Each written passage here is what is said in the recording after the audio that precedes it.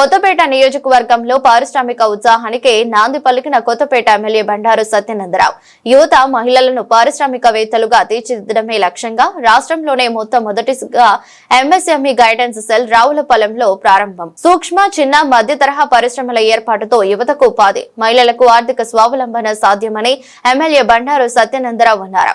Ravulapalem MPDO కార్యాలయంలో ఎన్టీఆర్ విగ్రహాన్ని ఆవిష్కరించి రాష్ట్రంలోనే మొట్టమొదటిగా ఎంఎస్ఎంఈ గైడెన్స్ సెల్ ను రావులపాలెంలో ప్రారంభించారు. యువత, డ్వాక్రా మహిళలు పరిశ్రమలు పెట్టాలంటే రుణాలు, సబ్సిడీలు, అనుమతులపై పూర్తి మార్గదర్శకం ఇక్కడే లభిస్తుందన్నారు. కొబ్బరి, అరటి వంటి పంటల ఉప ఉత్పత్తులతో పరిశ్రమల ఏర్పాటుకు విస్తృత అవకాశాలు ఉన్నాయని, మొదటిగా కనీసం 50 నుంచి 100 మంది పారిశ్రామికవేత్తలను తయారు చేయాలన్న లక్ష్యంతో బ్యాంకులతో సమన్వయం చేస్తున్నామని తెలిపారు. అభివృద్ధి జరగాలి, అది కాన్సెప్ట్. మన నియోజకవర్గంలో మహిళా పారిశ్రామికవేత్తలు మహిళలనే కాదు, మీ కుటుంబంలో మగవాళ్ళు మీరు కలిపి మీ కుటుంబం అంతా కలిపి పని చేసుకోవచ్చు, ఈ కార్యక్రమాన్ని కలిపి చూసుకోవచ్చు. కానీ మహిళ పేరు మీద ఇన్సెంటివ్ సబ్సిడీ ఎక్కువ ఉంది, 35% అన్ని వర్గాలకు ఉంది. అది ఎస్సీ వర్గాల వారికి 45% సబ్సిడీస్ ఉన్నాయి. కేంద్రం రాష్ట్రం చాలా బాగా ఈ యొక్క పథకాలు ఎంఎస్ఎంఈ బాగా ముందుకు తీసుకెళ్తా ఉంది.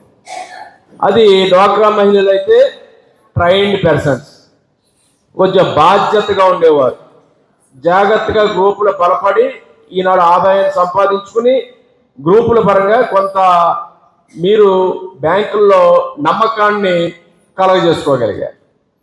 అందుకే మీ నమ్మకాన్ని కలగజేసుకుని మీ గ్రూపుల ద్వారా ఈ సక్సెస్ అవుతుంది అనేది ఒక మహిళ మీ కుటుంబాన్ని కూడా తోడుగా పెట్టుకుంటే ఈ పరిశ్రమలు ముందుకెళ్తాయని దాన్ని ఎడ్యుకేట్ చేయడం కోసం మనం ప్రయత్నం చేస్తాం. అందుకే ఇందాక చెప్పారు మన వాళ్ళు, ఒక కొత్త వార్త కూడా వచ్చింది. కొత్త గ్రూపులకి 15,000 రూపాయలు చెప్పిన 3 కోట్ల రూపాయలు 2,000 గ్రూపులకి ప్రభుత్వం విడుదల చేశారు. రివాల్వింగ్ ఫండ్ తిరిగి కట్టక్కర్లేదు. కొత్త డ్వాక్రా గ్రూపులకు కూడా నిన్న ప్రకటించినట్టున్నారు. దేనికోసం? ప్రోత్సాహం. ఎన్ని ప్రోత్సాహం! 15,000తో గ్రూప్ అంతా తిరగబడిపోతుంది, బాగుపడిపోతారని కాదు, ఒక విధంగా ప్రోత్సాహం. ఇవాళ మన నియోజకవర్గంలో ఒక ఆఫీస్ ఓపెన్ చేస్తాం రావులపాలెంలో. దేనికోసం? ఎక్కడ ఆఫీస్ లేదు రాష్ట్రంలో, ఇంతవరకు ఎక్కడ ఆఫీస్ పెట్టలేదు. మొట్టమొదటిగా కొత్తపేట నియోజకవర్గంలో రావులపాలెంలో మనం ప్రారంభించాం. అది కూడా మనకు సంతోషం. అంటే ఒక కెరీర్ గైడెన్స్ మీకు ఇవ్వాలి, దీని మీద ఒక అవగాహన, ఒక సెంటర్ ఉండాలి. ఏ డౌట్ ఉన్నా ఏది ఉన్నా మీరందరూ వెళ్ళినా, లేదా పరిశ్రమ పెట్టేవాళ్ళు వెళ్ళినా, లేదా జిల్లా అధికారి వెళ్ళిన కూర్చుని ఎవరైనా అనుమానం ఉంటే నేను రావులపాలెం వస్తున్నాను మీరు రండి అని చెప్పి అక్కడికి ఇంటర్వ్యూ చేసి వాళ్ళకి ధైర్యం చెప్పి మీకు సమస్య ఉంది, ఏ ప్రాబ్లం ఉంది, ఏది ఫేస్ చేస్తే ఎంతగా అమ్మాయి చెప్పింది, భద్రాలోనూ రాలేదు, గ్రౌండ్ అవ్వట్లేదు అన్నారు, ఇలాంటి సమస్యలు ఉన్నాయి. అవి ఎలాగ మనం షార్ట్ అవుట్ చేయడానికి ఈ యొక్క వ్యవస్థను ఏర్పాటు చేస్తున్నాం. ఒక ఆఫీసు అక్కడ పెట్టాం. నలుగురు ఇందాక మిమ్మల్ని పరిచయం చేశారు, శ్రీకాంత్, రాగశ్రీ, చిన్నంరాజు, సురేష్. నలుగురిని 4 మండలాలకి ఇంజనీరింగ్ అసిస్టెంట్ని, యూత్ని పెట్టడం జరిగింది మీకు గైడెన్స్ ఇవ్వడం కోసం.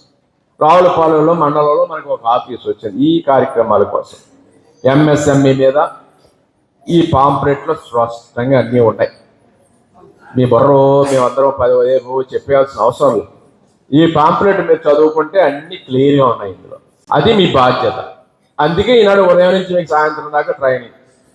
మళ్ళీ మధ్యాహ్నం సిబి మేనేజర్ గారు వస్తాడు, శ్రీనివాస్ గారు, మీకు తెలుసుకుని నాలెడ్జబుల్ బ్యాచ్ను బాగా చక్కగా ఆయన కూడా ఎక్స్ప్లెయిన్ చేస్తారు. మీకు జిల్లా ఆఫీసులు అందరూ పోయారు, ఒక రోజంతా కేటాయించి కొత్తపేటలో కూర్చున్నారు. దేనికోసం?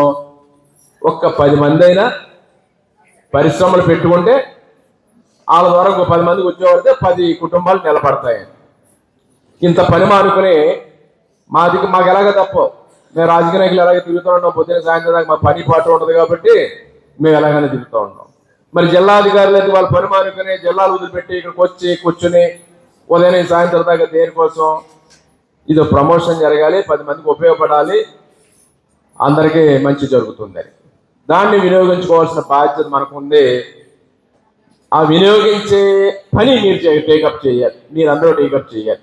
ఎవరైనా చెప్పారు, అడిగారు, 2-3 అడిగితే చెప్పారు, ఆ వ్యాపారం అండి ఈ వ్యాపారం అండి వాళ్ళు ముందుకు వస్తున్నారండి అన్నారు. అలాంటివి ఏమి ఉన్నాయి? రొటీన్లోనే కాకుండా వినూత్నంగా టెక్నాలజీ బేస్డ్ ఉన్నాయి, మార్కెటింగ్ బేస్డ్ ఉన్నాయి, సర్వీస్ సెక్టర్ ఉన్నాయి. ఏది సూట్ అవుతుంది దాన్ని మనం గ్రౌండ్ చేసుకోగలిగితే దానికి ఏ విధమైన సపోర్ట్ కావాల్సిన మేము అందరం ఇవ్వడానికి సిద్ధంగా ఉన్నాం. దానికోసం ఒక కార్యక్రమం కూడా రావులపాలెంలో పెద్ద ఎత్తున పెడదామని ఉంది. నాకు ఇంకా డేట్స్ కన్ఫర్మ్ అవ్వలేదు. పీడీ గారు లేకపోవడం ఇవన్నీ మేమందరం కలిపి ఒక డేట్ అనుకుని ఆ రోజున అవసరం బ్యాంక్ మేనేజర్ గారు, జిల్లా ఆఫీసర్స్ అందరిని పిలుస్తాం. ఆ పరిశ్రమల్లో కాయిల్ ఉంది. ఇందాక రావులపాలెం ఎవరైనా పెడదాం అనుకుంటున్నామండి, ఫైబర్ ఎట్టుకొస్తే తాడు తయారు చేసి మిషనాలు ఎత్తున్నాడు. అవన్నీ కూడా ఎలాంటి నేదునూరులో సిద్ధంగా ఉన్నాయి. అక్కడ బ్రహ్మాండంగా 10 యూనిట్లు పెట్టి నడుపుతున్నారు. అక్కడ ఫార్మర్ ప్రొడ్యూసర్ ఆర్గనైజేషన్ వాళ్ళు, కృషి వాళ్ళ నేదునూరు వెళ్తే మీరు ఎవరైనా అటు వెళ్ళి ఆగి చూడండి. చక్కడ మిషనరీ ఆటోమేషన్ వచ్చింది. కాయిల్ పీచేస్తే వెంటనే తాడు ఆటోమేటిక్గా వస్తుంది. ఒక 5 లక్షల మిషన్ అనుకుంటే ఈ మాత్రం స్థలంలో 2 మిషన్లో మనం పెట్టుకుంటే 2-3 ఏళ్ళు సంపాదించే పరిస్థితి రోజుకు ఉంది. ఇంటికాడ ఆడవాళ్ళు కూర్చొని చేసేసుకోవచ్చు ఆటోమేషన్ అంతా. దానికేమో మనకు 50,000 పెట్టుకుంటే బ్యాంకు 4.5 లక్షలు లోన్ ఇస్తారు. అందులో 2 లక్షల దాకా సబ్సిడీ వచ్చే అవకాశాలు ఉన్నాయి. ఇవన్నీ ఏంటి, అవి తీసుకుని బతకమని మనల్ని, మనం బతకట్లేదు, దాన్ని మింగేస్తున్నాం. ఇంకెక్కడ బతుకుతారు? స్కీమ్ రావట్లేదు. ఆ సబ్సిడీ వచ్చేదాకా చూడడం. గవర్నమెంట్ స్కీమ్ అంటే ఆ లోను దానిలో వేసేస్తే ఇంక దాంతో క్లోజ్. అది ఇది బంగారు బాత్ ఇచ్చి రోజు గుడ్డేడతా తినమంటే బాత్లో ఎవరో అన్నారట ఇన్ని గుడ్లోనే ఒకసారి పట్టుకొచ్చి చూద్దాం అనుకున్నాడు. మా బాత్ చచ్చిపోయింది, గుడ్లు ఒక రోజు వచ్చి గుడ్డు కూడా పోయింది. అలాగా మనకి కొంచెం మనం జాగ్రత్తగా నిలబెట్టుకుని చేసుకోవాలి. వాళ్ళకి కూడా చెప్పాలి. ఏంటంటే పెట్టుకునే వాళ్ళు కూడా కష్టాలు ఉంటాయి. ఒకేసారి అంత బంగారు మరి అంతా ఒకసారి వచ్చేసి ఇప్పుడు ఉన్నాయి చేపలు పట్టడం వేస్తారు తప్ప చేపల కూర వండి పెట్టి ఇంటికాడ నోట్లో పెట్టరు ఎవరోని. చేపలు పట్టుకోవడం ఎలా ఎత్తులు పట్టుకోవాలి, మనం చేపలు మనం నేర్చుకొని పట్టుకోవాలి. అది కూడా వాళ్ళే చేస్తే ఇంక మరైతే ఇంకా చాలా మందికి దారి చూపిస్తారు, కానీ ఆ దారిని ఎలా వినియోగించుకోవాలనేది వాళ్ళ చేతుల్లోనే ఉంటుంది. ముందు వాళ్ళకి ఎడ్యుకేట్ చేయాలి మనం. దాన్ని పెట్టుకున్నట్టుగానే చేసుకోవాలి. దాని ద్వారా నిలబడడానికే చూసుకోవాలి. దాన్ని డైవర్ట్ చేయకూడదు. ఇంకొక రకమైన అలవాట్లతో ఇంకో రకమైన ఇది ఉందని పాడు చేసుకుంటే అది మునిగిపోతుంది. అక్కడి నుంచి బ్యాంక్ కరప్ట్ అవుతారు, సివిల్స్ పోతాయి. మన వాళ్ళు పూర్వం ఏం చేయాలి, నువ్వు 5,000 10,000 లోన్ తీసుకోవడం, ఆ లోన్ ఏదో కట్టకపోవడం, లేదా కిందాక ఆయన చెప్పారు బ్యాంకు అకౌంట్ క్లోజ్ చేసుకోకపోతే ఏమవుతుందంటే ఓ 100 రూపాయలు 50 రూపాయలు దాని మీద వడ్డేసాం, లోన్ అంతా కట్టేసి ఉంటాం. ఏదో చిలుకో పలుకు ఉండిపోతే ఆ చిలుకో పలుకు ఉండిపోతే దాని మీద ఏదో 50 రూపాయలు 100 రూపాయలు బకాయి కింద చూపిస్తుంది. అక్కడి నుంచి డిఫాల్ట్ మన సివిల్ స్కోర్ పోతాయి. ఇక ఈ సివిల్ స్కోర్ లేదు, బ్యాంకు రుణం ఎగ్గొట్టిన వాళ్ళ జాబితాలో మనం కనపడుతూ ఉంటాం. ఇంకైతే పక్కనట్టేస్తారు మన బ్యాంకులు మనం చూడం.